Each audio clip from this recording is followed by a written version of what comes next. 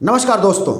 भारत निर्वाचन आयोग की ओर से देश के 12 राज्यों में एसआईआर फॉर्म भरवाए जा रहे हैं और ये एसआईआर फॉर्म भरवाने की प्रक्रिया बीएलओ पर इतनी भारी पड़ रही है कि अब तक 25 बीएलओ की जान जा चुकी है, जिसमें से कि 8 बीएलओ खुदकुशी कर चुके हैं।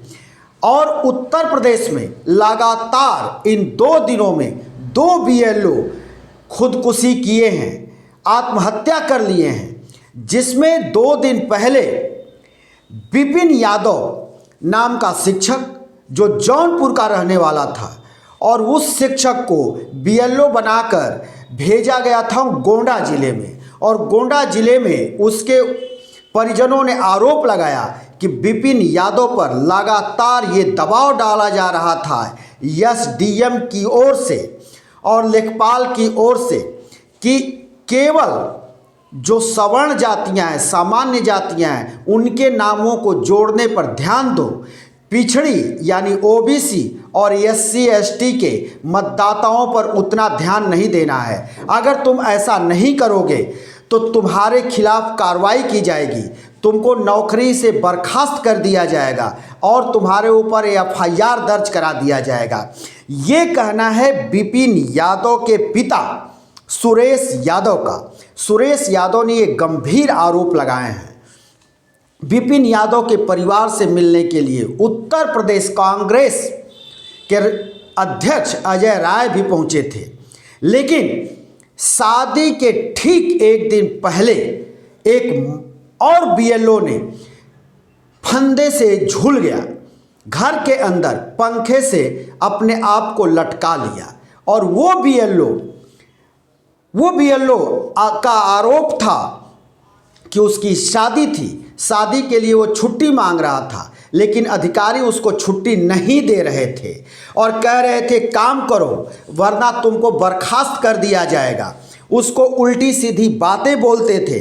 और ये बीएलओ फतेहपुर का लेखपाल सुधीर कुमार, ये बीएलओ फतेहपुर का सुधीर कुमार था और सुधीर कुमार की शादी 26 नवंबर को होने वाली थी, लेकिन सुधीर कुमार 24 नवंबर को अपनी ड्यूटी पर नहीं पहुंचा। घर में काम होने के चलते शादी का माहौल, शादी का बोझ, उधर एसआईआर का भार, ये दोनों वो बर्दाश्त नहीं कर पाया और 25 तारीख को उसके घर धमक पड़ा अधिकारी और उसने धमकी दी परिजनों के सामने कि तुमको नौकरी से बर्खास्त कर दिया जाएगा, तुम काम नहीं कर रहे हो। ये पीड़ा इतनी नागवार गुजरी सुधीर कुमार लेखपाल को कि सुधीर कुमार लेखपाल ने 25 तारीख को ही उसने पंखे से खुद को फंदा लगाकर लटका लिया और अपनी ये लीला समाप्त कर ली, यानी सुसाइड कर लिया। सुसाइड के बाद उसके घर पुलिस पहुंची, अधिकारी पहुंचे, गांव वाले भारी तादाद में पहुंचे, जिसको हम स्क्रीन पर लगातार आपको दिखा रहे हैं। वो शादी कार्ड दिखा रहे हैं, जिसमें ये भी आप देख रहे हैं कि 26 नवंबर को सुधीर की शादी होने वाली थी और सुधीर की शादी काजल के साथ होने वाली थी। सुधीर इधर अपनी शादी की तैयारी में लगना चाहता था, उस पर ध्यान देना चाहता था, लेकिन एसआईआर के चलते उसको छुट्टी नहीं मिल रही थी। उधर काजल अपने सजोए सपनों के साथ वो बैठी होगी कि बारात आएगी, दुल्हन बनेगी, लाल जोड़े में वो स्टेज पर जाएगी, उसके मांग में सिंदूर भरेगा सुधीर। लेकिन शादी के एक दिन पहले उसको क्या पता था कि जिसके लिए वो सपने सजो रही है वो ज्ञानेश कुमार के ऐसे एसआईआर के भंवर में फंसा है कि जहां से वो निकलना चाहता है, लेकिन निकलना उसके लिए नामुमकिन है। और ये खबर आएगी कि सुधीर अब इस दुनिया में नहीं रहा, सुधीर जान दे दिया, क्योंकि सुधीर को शादी के लिए कोई वक्त नहीं मिल पा रहा था, वो खरीदारी नहीं कर पा रहा था, कोई तैयारी नहीं कर पा रहा था। ये ज्ञानेश कुमार जो चुनाव आयोग के मुखिया हैं, वो उनकी जिम्मेदारी बनती है कि आखिर ऐसा क्या खास है कि सिर्फ 1 महीने में ही इन 12 प्रदेशों में एसआईआर की प्रक्रिया पूरी कर लेनी है, नहीं तो उसके बाद एसआईआर हो ही नहीं सकता। आखिर ये क्या है? दैनिक भास्कर के हवाले से हम आपको ये खबर दिखा रहे हैं। स्क्रीन पर दैनिक भास्कर अखबार की आप ये प्रति देखिए। ये दैनिक भास्कर का दिल्ली संस्करण है, जिसमें दैनिक भास्कर छापता है। बड़ी हेडिंग उसकी मुख्य हेडिंग होती है, जिसमें वो लिख रहा है कि अब तक 12 राज्यों के एसआईआर में 25 बीएलओ की जान जा चुकी है। सबसे ज़्यादा वो जो जिक्र कर रहा है वो मध्य प्रदेश में 9 बीएलओ की जान गई है, यूपी में 4 की, गुजरात में 4 की, पश्चिम बंगाल में 3 की, राजस्थान में 3 की, तमिलनाडु में 1, केरल में 1। इस तरह से 25 बीएलओ की मौत हो चुकी है एसआईआर के भार से। ये कहा जा सकता है कि एसआईआर का बोझ इतना बड़ा बोझ हो गया है बीएलओ के लिए कि वो उसको बर्दाश्त नहीं कर पा रहे हैं। और मात्र 30 दिन का डेट देना और 50 करोड़ से ऊपर लोगों का एसआईआर फॉर्म भरवाना, फिर उसको वेबसाइट पर जाकर चुनाव आयोग के अपलोड करना, ये इतना मुश्किल हो रहा है बीएलओ के लिए। आपको ये भी जानना चाहिए कि जो बीएलओ होते हैं, उस बीएलओ में आंगनबाड़ी कार्यकर्त्रियाँ होती हैं और स्कूल के शिक्षक होते हैं। बीएलओ का फुल फॉर्म होता है बूथ लेवल ऑफिसर्स। जो बूथ लेवल काम करते हैं उनको बूथ लेवल अधिकारी कहते हैं, वो बीएलओ होते हैं। इन्हीं के साथ एक और सहयोग में रखे जाते हैं जिनको राजनीतिक पार्टियां रखती हैं, उनको बीएलए कहा जाता है, बूथ लेवल असिस्टेंट होते हैं, उनके कार्यकर्ता होते हैं। लेकिन आज बीएलओ के लिए ये जानलेवा हो रहा है। बीएलओ इसको बर्दाश्त नहीं कर पा रहे हैं और एक एक कर 12 राज्यों में 25 बीएलओ की जान जा चुकी है। और ये हो क्यों रहा है? ये चुनाव आयोग ध्यान क्यों नहीं दे रहा है? आखिर एसडीएम, डीएम या फिर तहसीलदार, चाहे जो भी अधिकारी इसमें बीएलओ के ऊपर बैठाए गए हैं, उनके लिए गाइडलाइन क्यों नहीं जारी किया जा रहा है कि वो अत्यधिक दबाव ऐसा क्यों दे रहे हैं?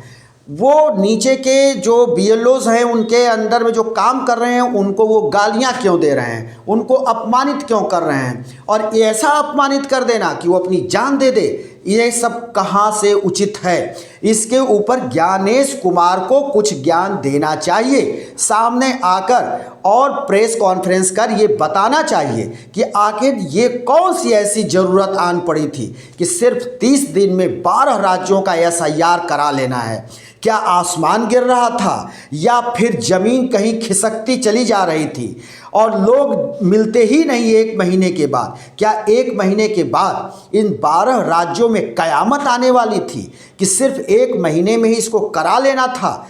और ये ईसा का भार इतना डाल देना था बीएलओ पर कि वो बर्दाश्त नहीं कर पाएँ और एक एक कर 25 बीएलओ की जो जान गई है वो 22 दिन में गई है। अभी 8 दिन बाकी हैं। अभी 8 दिन में कितने की जान जाएगी? क्या ये इसका इंतज़ार ज्ञानेश कुमार कर रहे हैं? और ज्ञानेश कुमार को ये खबर नहीं पहुंच रही है? ज्ञानेश कुमार इस पर बोलने को तैयार क्यों नहीं है? आखिर ज्ञानेश कुमार की कौन सी मजबूरी है? क्या कहीं सरकार ने उनके कान को उमेठ रखा है कि बोलना ही नहीं है, मुंह बंद कर रखो, चाहे जितने बीएलओ मर जाएं? सबसे बड़ी बात और विडंबना तो ये है, एसआईआर कराया जा रहा है, एसआईआर को लेकर प्रचार किया जा रहा है और सरकार के तरफ से माइक और लाउड स्पीकर से ये प्रचार किया जा रहा है कि ये बीएलओ का फॉर्म आप बीएलओ से मिलिए, फॉर्म भरिए, एसआईआर में नाम जुड़वाइए, नहीं तो आपसे कई तरह के अधिकार छीन लिए जाएंगे। ये अनाउंस हो रहा है और आप कई तरह के योजनाओं से वंचित रह जाएंगे। तो फिर इस देश में आधार कार्ड का क्या माने है, पैन कार्ड का क्या माने है? तब ये सरकार को घोषित करना चाहिए कि सिर्फ और सिर्फ केवल एसआईआर के तहत जो वोटर कार्ड मिलेगा वही मान्य होगा, बाकी सारे कार्ड बेकार हैं, उनको रद्दी के टोकरे में डाल दिया जाए। ये क्यों नहीं कहा जाता है? और जैसा कि हमने आपको बताया कि लगातार इस तरह से खबरें आ रही हैं। खबर यहाँ तक है कि आंगनबाड़ी की कार्यकर्त्रियाँ अपने साथ बोरा लेकर के चल रही हैं, बैग में और झोले में वो एसआईआर के फॉर्म नहीं आ रहे हैं। इतने एसआईआर के फॉर्म उनके पास हो जा रहे हैं कि वो अपने साथ 1-2 लोगों को लेकर के चलती हैं और बोरे लेकर के चलती हैं। 2-2, 3-3 बोरे एसआईआर के फॉर्म लेकर के ढोती हैं। ये दुर्गति हो रही है आंगनबाड़ी की कार्यकर्तियों की और बीएलओ की, लेकिन ऊपर से उनके ऊपर ऐसा दबाव है कि उसको वो बर्दाश्त नहीं कर पा रहे हैं। और सही बात तो ये है कि इन दिनों आप चले जाइए, तहसील चले जाइए, ब्लॉक चले जाइए, स्कूल में चले जाइए, आपको कहीं कोई नहीं मिलेगा। आपके काम सारे ठप हैं 22 दिन से, अभी और कब तक ठप रहेंगे ये तो चुनाव आयोग बताएगा। लेकिन ये जान लीजिए कि अगर आपका काम तहसील पर है, ब्लॉक पे है, तो फिर आपको कोई नहीं मिलने वाला है। लेखपाल से लेकर कानूनगो हो या फिर तहसीलदार हो, एसडीएम हो, कोई नहीं बैठ रहा है। सभी फील्ड में दौड़ रहे हैं, सभी एसआईआर के फॉर्म को भरवाने में लगे हैं और साथ में बीएलओज़ को डांटने, डपटने और गाली देने में जुटे हुए हैं, ताकि बीएलओ से उनके प्राण ले लिए जाएं और उनसे दिन रात कर खटाया जाए, उनसे काम लिया जाए। आजकल बीएलओ की स्थिति ये है, सुबह जल्दी उठना और रात्रि के 1 बजे 2 बजे तक वो काम कर रहे हैं। भार है, और इस भार को क्यों डाल दिया गया है? क्या कारण है? क्या इसको 2-3 महीने में नहीं कराया जा सकता था? 4 महीने में नहीं कराया जा सकता था? ऐसी क्या मजबूरी चुनाव आयोग के सामने है? ऐसी क्या ज़रूरत है कि सिर्फ 1 महीने में 30 दिन के अंदर ही इसको करा लेने की बात कही गई? और अब राजनीतिक पार्टियां बढ़ाने की बात कर रही हैं, लेकिन चुनाव आयोग इस बात को सुनने को तैयार नहीं है। तो दोस्तों, हम फिर किसी दूसरी वीडियो को लेकर हाजिर होंगे। तब तक के लिए शिवमूर्ति दुबे को दीजिए इजाज़त।